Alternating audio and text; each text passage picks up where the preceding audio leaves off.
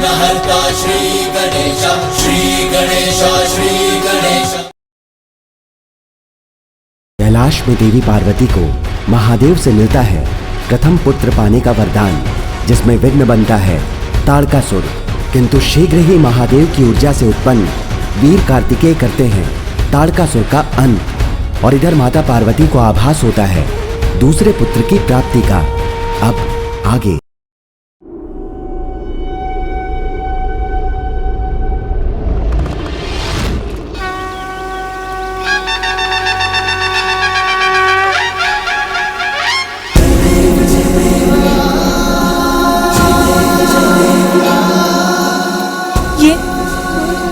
ये क्या हो गया? प्रिय। स्वामी, स्वामी, मैंने एक शिशु की आकृति देखी, जैसे वो मेरे साथ लुक्का छुपी खेल रहा हो। फिर मैंने उसे चित्रित करना प्रारंभ किया, उससे एक प्रकाश निकला, और ये श्री गणेश, विघ्नहर्ता श्री गणेश, श्री गणेश, श्री गणेश, विघ्नहर्ता श्री गणेश, श्री गणेश, श्री गणेश। प्रिय, प्रकाश जीवन का ही तो प्रतीक है। वो प्रकाश जो आपके चित्र से निकला, वो आपकी इच्छाओं का ही साकार रूप था, जो आपको अपनी एक छोटी सी झलक दिखला गया। जैसे आप उसे पाना चाहती हैं, वैसे ही वो भी आपके पास आने के लिए व्याकुल है। आपको स्मरण है ना, मैंने आपको एक और पुत्र का वरदान दिया था। जब तक पुत्र कार्तिकेय अपने कर्तव्य को निभाकर लौट नहीं आता, आपको एक और पुत्र का सुख प्राप्त होगा। आपकी कामना ने आकार लेकर आपको अपना आभास कराया है। ओम नमस्ते गणपते, त्वमेव प्रत्यक्षं तत्त्वमसि, त्वमेव केवलं कर्तासि, त्वमेव केवलं धर्तासि, त्वमेव सर्वं खलु ब्रह्मासि। संसार में कुछ भी बिना कारण नहीं होता। चिंता त्यागिए। आपकी ये बिगड़ी हुई कृति भी निकट भविष्य में आपकी इच्छा पूर्ति का ही शुभ संकेत है। ओम गजाननाय नमः, ओम लंबोदराय नमः। स्वामी, मेरी इच्छा पूर्ण होगी? ये कैसे संभव है? देवताओं को दिए आपके वचन का क्या होगा? हमें आश्वस्त कीजिए हे दयानिधान, कि आपके और माता पार्वती के संयोग से कभी भी कोई भी संतान जन्म नहीं लेगी।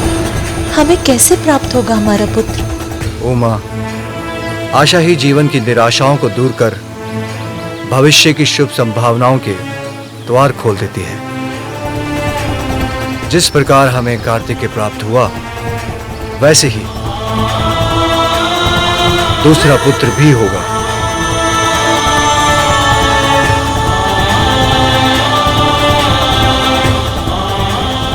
किंतु उसके लिए आपको कुछ विशेष करना होगा प्रिय।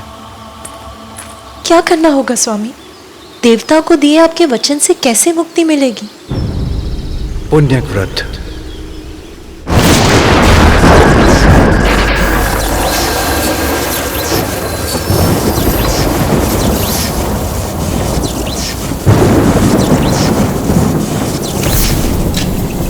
ये भोलेनाथ का कैसा प्रयास है।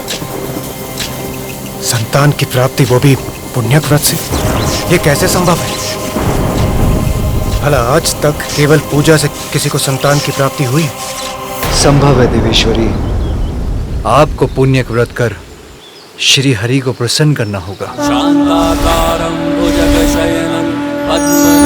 क्योंकि श्री हरि तो निराशा के अतल सागर से भी आशा के मोती चुन लाते हैं, असंभव को संभव बना देते हैं। किंतु स्वामी, श्रीहरि विष्णु तो मेरे भ्राता हैं। मैं उनसे जो मांगूंगी वो सहज ही प्रदान कर देंगे। फिर किसी व्रत की क्या आवश्यकता है?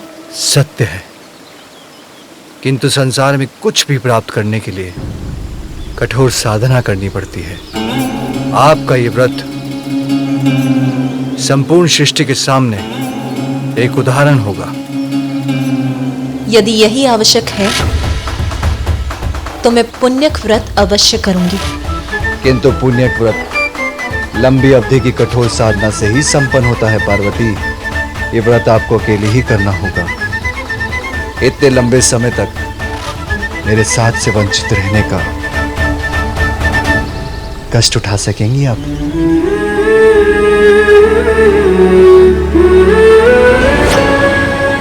माँ,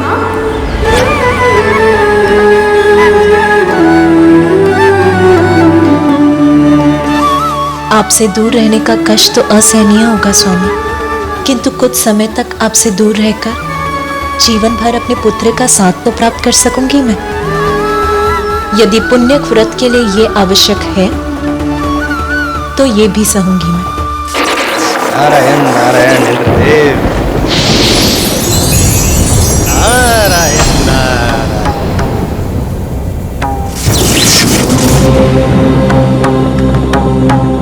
माँ पार्वती को करने दीजिए पूजा, आपका संकट है दूजा। शिव शंकर का वचन कभी असत्य हुआ है?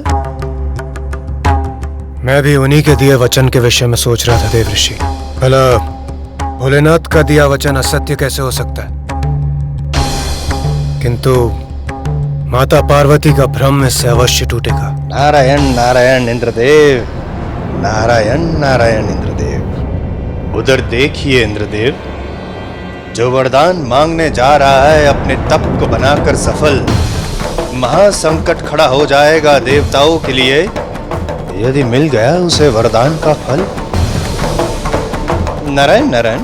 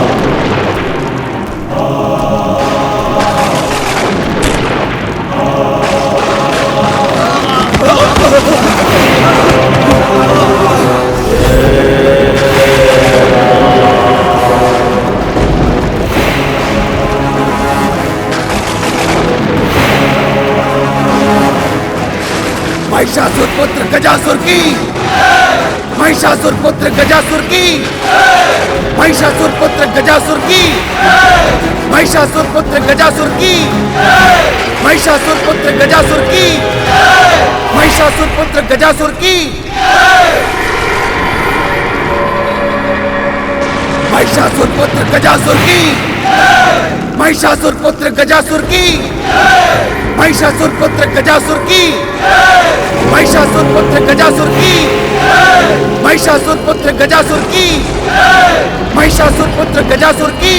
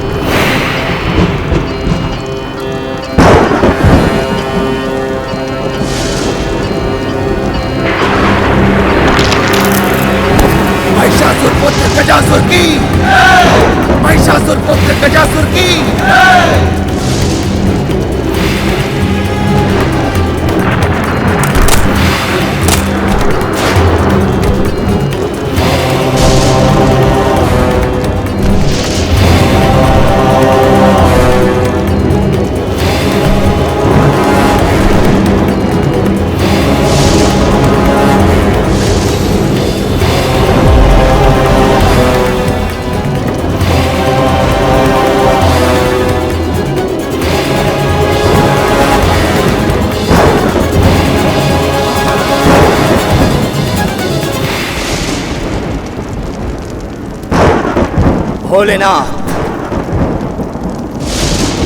ये प्रारंभ है मेरे तप का। मैं आपको प्रसन्न करूंगा, आपका कृपा पात्र बनूंगा। देवता भी मुझे त्रिलोक विजेता बनने से न रोक सके। ऐसा वरदान देने के लिए आपको बाध्य कर दूंगा प्रभु।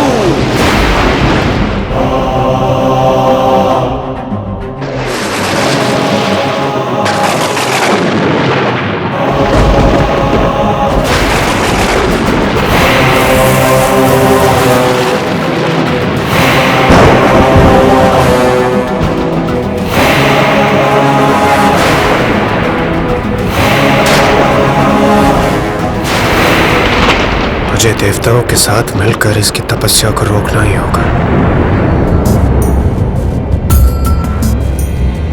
जग की जो जननी है पुत्र के लिए, पुण्यक व्रत करने संकल्प है लिए।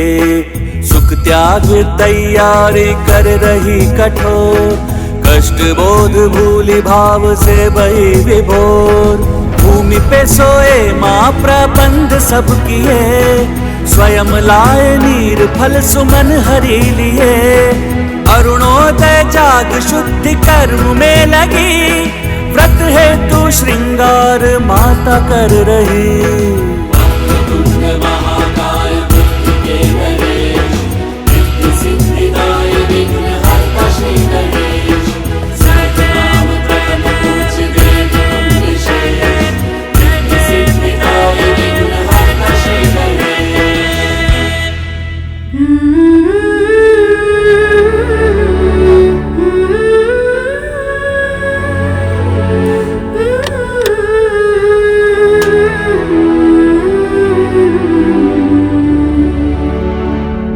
सखी पार्वती, सनत कुमार पधार चुके हैं।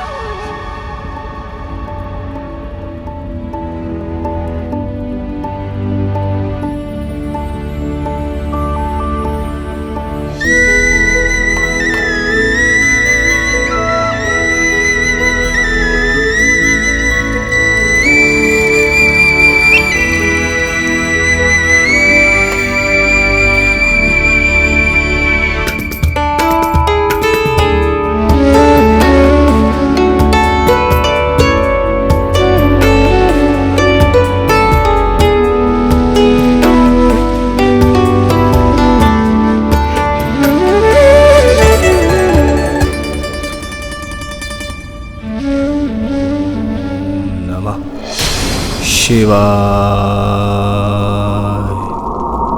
ओम नमः शिवाय।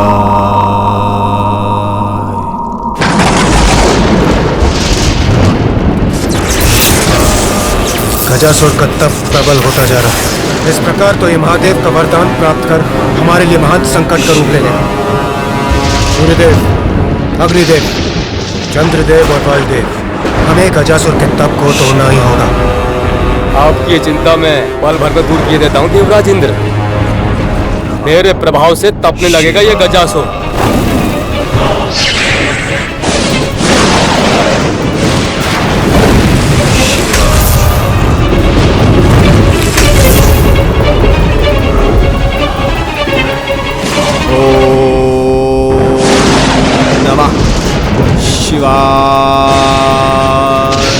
अग्निदेव विफल हुए, किंतु मेरा तेज कभी विफल नहीं होता। मेरे तेज के समक्ष सुरक्षित नहीं रह पाएगा गजासुर।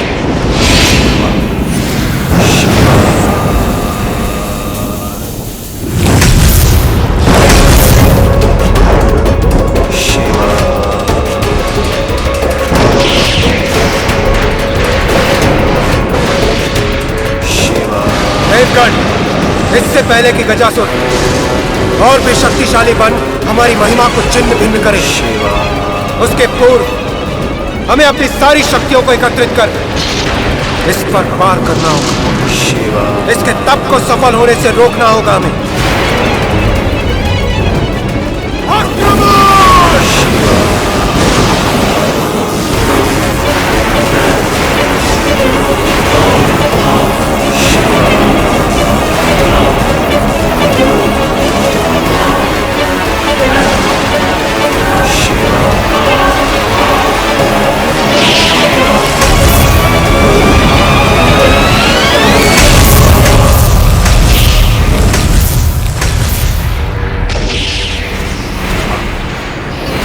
ये कैसे संभव है? देवता होकर भी हम उस गजासुर को उसके तप से टिका नहीं पाए।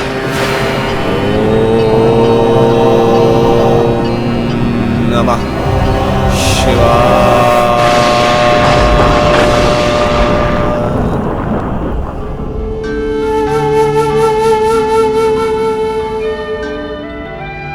देवी पार्वती, विधिवत रूप से व्रत का आरंभ करने के पश्चात यदि उसमें किसी प्रकार का विघ्न उत्पन्न होगा तो अनर्थ होगा। आप आश्वस्त रहें ऋषिवर, मैं अभी निर्विघ्न व्रत संपन्न करने का उपाय किए देती हूँ। कैलाश के रक्षक, महादेव के वाहन, सौम्य और बलवान, आइए नंदी।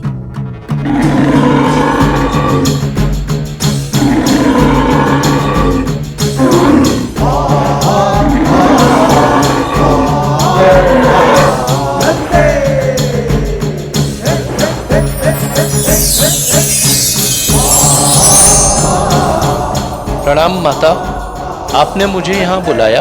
नंदी, मैं तुम्हें अपने व्रत स्थल की रक्षा का दायित्व देती हूँ। मेरा व्रत पूर्ण होने तक यहाँ किसी का प्रवेश नहीं होना चाहिए। किसी का से मेरा अर्थ है यहाँ कोई नहीं आना चाहिए। जो आज्ञा माता, आप निश्चिंत रहें। आपके व्रत में मैं कोई भी बाधा नहीं आने दूंगा। यहाँ कोई प्रवेश नहीं कर सकता। इसकी बैल बुद्धि इतना स्पष्ट आदेश समझ सकेगी?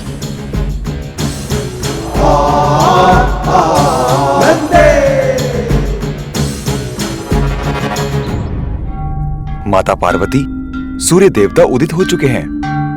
दिवस का प्रारंभ हो चुका है। आपके व्रत के आरंभ का शुभ मुहूर्त समीप है। हमें पूजा के लिए अपना स्थान ग्रहण करना चाहिए।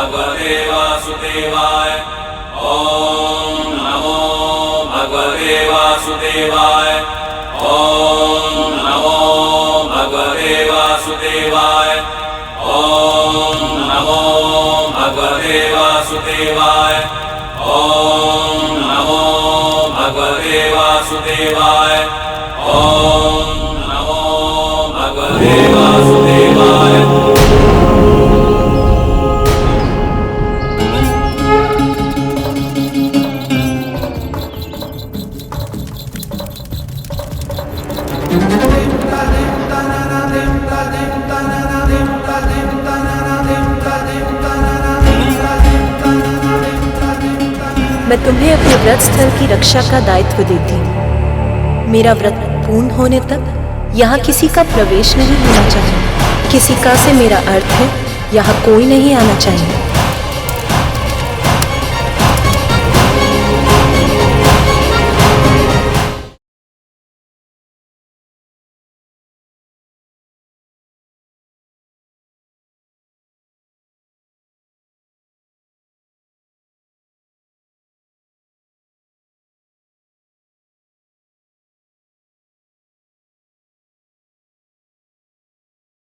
मैं शिव शंकर की अर्धांगिनी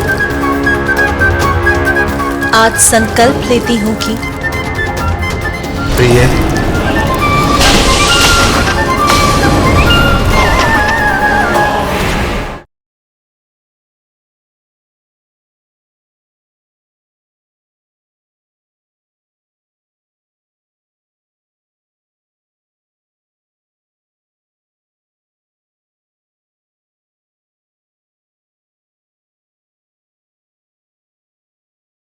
विघ्नहर्ता श्री गणेश, श्री गणेश, श्री गणेश।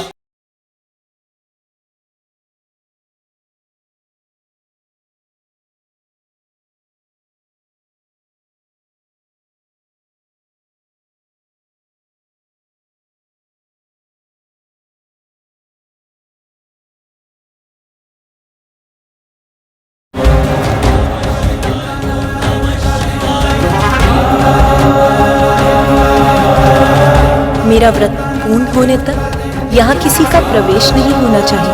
ओम नमो भगवते वासुदेवाय।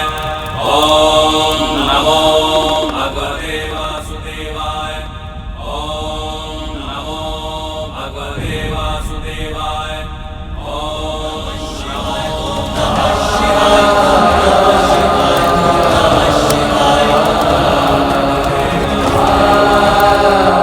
प्रभु, प्रभु वो माता ने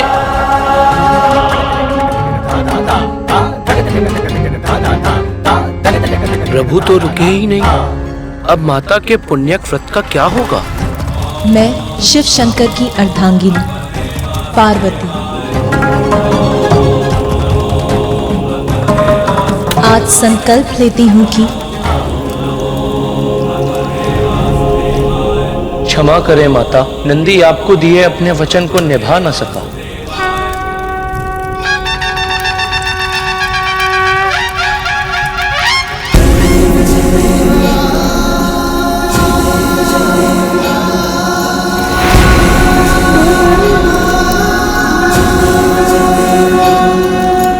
प्रिय,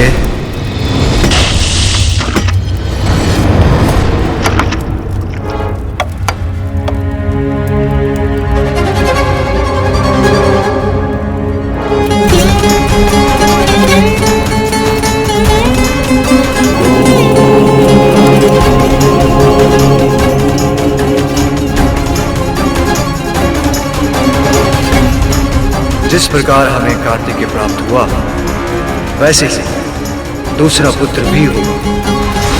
क्या करना होगा स्वामी? पुण्यक व्रत। यदि यही आवश्यक है तो मैं पुण्यक व्रत अवश्य करूंगी। किंतु पुण्यक व्रत कई दिव्य वर्षों की कठोर साधना से संपन्न होता है।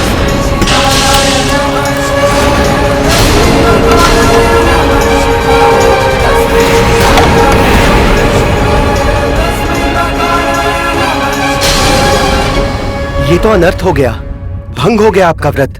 आप तो संकल्प मात्र भी पूर्ण नहीं कर सकी, तो लंबी अवधि का व्रत कैसे पूर्ण करेंगी देवी पार्वती?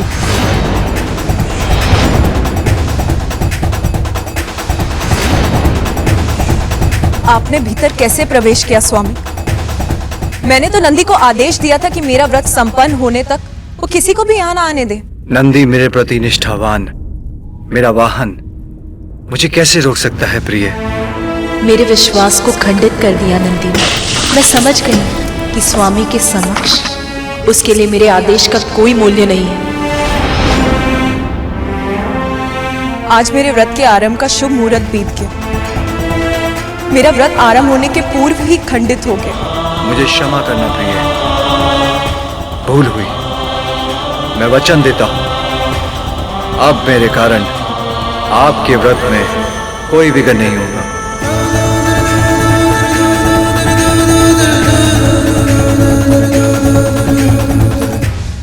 आरंभ में ही व्रत का खंडित होना, क्या ये इस बात का संकेत है कि मेरे दूसरे पुत्र पाने की कामना कभी पूर्ण नहीं होगी?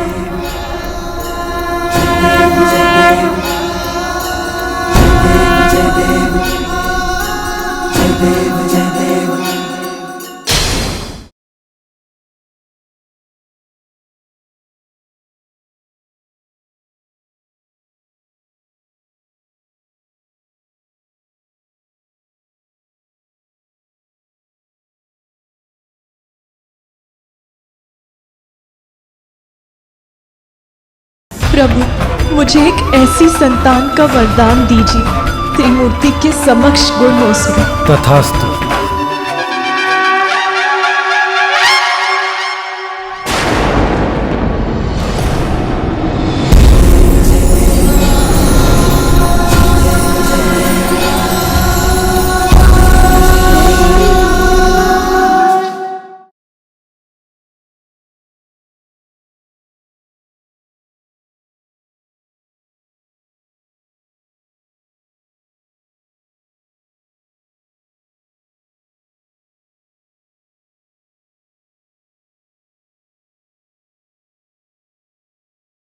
प्रभु, मुझे एक ऐसी संतान का वरदान दीजिए, त्रिमूर्ति के समक्ष गुण हो सके। तथास्तु।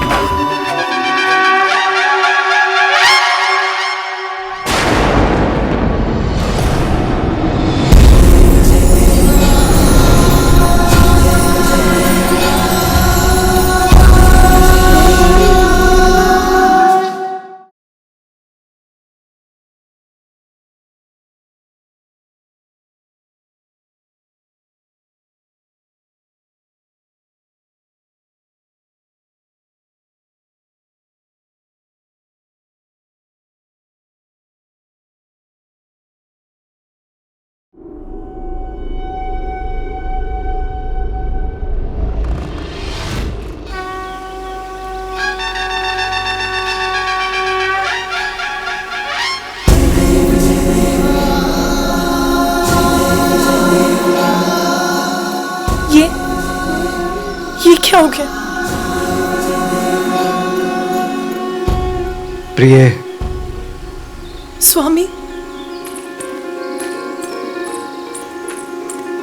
स्वामी, मैंने एक शिशु की आकृति देखी, जैसे वो मेरे साथ लुक्का छुपी खेल रहा हो। फिर मैंने उसे चित्रित करना प्रारंभ किया। उससे एक प्रकाश निकला और ये